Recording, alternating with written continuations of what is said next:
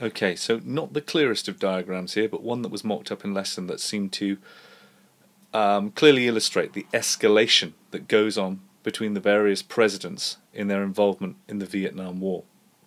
We initially start off with Truman and his Truman Doctrine that promised that the Americans would contain communism anytime, any place, anywhere.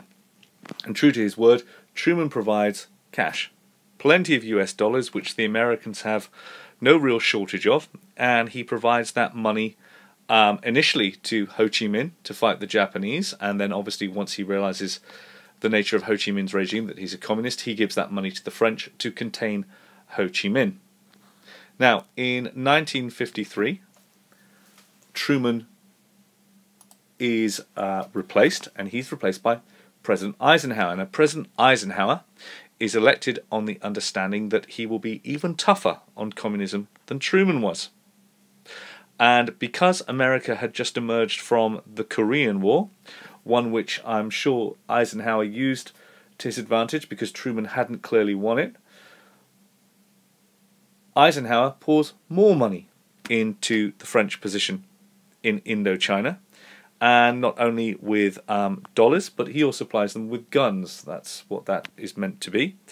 So money and guns, and of course he provides them with everything they need in order to fight their infamous battle at Dien Bien Phu in 1954, upon which point the French are defeated, and because America therefore has lost her ally in the French to contain the communists in North Vietnam, Eisenhower now negotiates at Geneva, the Geneva Accords, which will partition, which will split Vietnam into a communist North and a pro-West, a pro-American South. Be clear here that we're not talking about a democracy in South Vietnam. It was anything but that. And Eisenhower installs a leader there called Diem. Now, Eisenhower serves 2 terms as president from 1953 to 1961, when he is succeeded by President Kennedy. And because President Kennedy wishes to look strong against communism, exactly as Eisenhower and Truman had done, he can't afford to pull out of Vietnam. If he did, he would look weak, and we have to remember that JFK and Eisenhower and Truman all hate communism because of their ideology, and so do the American people, who in turn vote for them. So JFK has again got to be strong against communism in order to contain it, otherwise he won't win an election. Now, JFK wins his election by a very, very tiny margin, of which he's very aware, and already within weeks of coming to power, he shows himself to be rather weak against communism, because what happens in Cuba at the Bay of Pigs is a disaster for America. So it's very important to Kennedy that he may have made one mistake in Cuba, he can't afford to make another mistake anywhere else in the world against communism, so he pours more money into South Vietnam to prop up the regime, and even more guns and equipment. Now, his presidency is cut short when he's assassinated in 1963. And he is succeeded by his vice president, Lyndon Johnson. Now, he's marked on here twice because we've split his presidency down into 2 parts. There's the presidency that he serves as finishing off JFK's original time in office. There's an election in 1964, and between JFK's death in 1963 and 1964, Johnson very much carries on with JFK's policies. It's an example of continuity. He hasn't been elected president in his own right, so what Johnson does is carry on with Kennedy's policies. But in 1964, just in or around the election, there is the Gulf of Tonkin incident.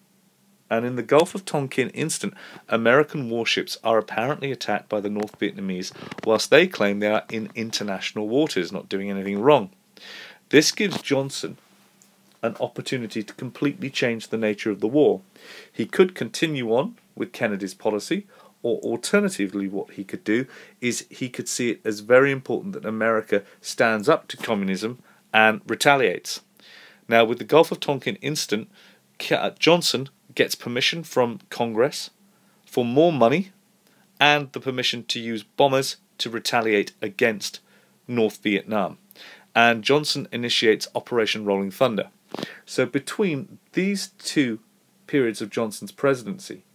We go from a war of providing money and weapons to a presidency that has now got a president who wants to fight, Congress wants to fight, the people are very approving of what Johnson wants to do, and loads more money is poured into Vietnam, as well as the American Air Force, which starts bombing North Vietnam as part of Operation Rolling Thunder.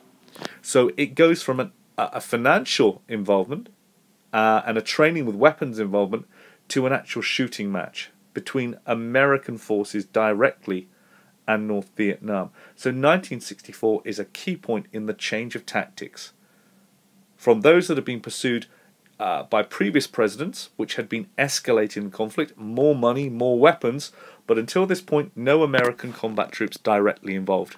Now, of course, when those bombers start bombing after the Gulf of Tonkin in Operation Rolling Thunder, those planes need to be based in South Vietnam, and based in South Vietnam, those aircraft need to be protected by soldiers.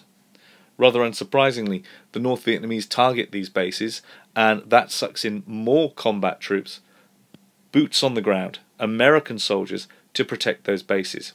So the Gulf of Tonkin is a clear turning point in the war. I hope that diagram is clear enough for you.